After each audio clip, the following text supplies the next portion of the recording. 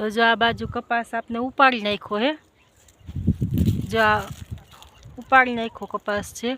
अने कपास में जे लीलो हाल में देखाय ने ए बधो अजमो है। अने कपास हजी जो उपाड़ी ने 15 दी आपने आमां राखवो पड़े, केम के अमुक डेडवा होय ने तो ए खुली जाए, खोटो वेस्टिक न जाए। अने जे आपणे कपास हाथ उपाड़वानुं काम हाले ज छे, जो तमे जोई शको छो આપણે મજૂર દાળિયા ઉપાડે છે કપાસ।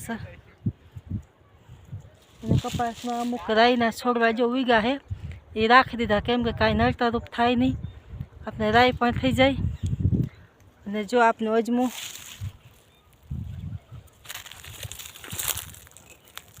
જો આ છે અજમાનો છોડવા, આ લીલો દેખાય ને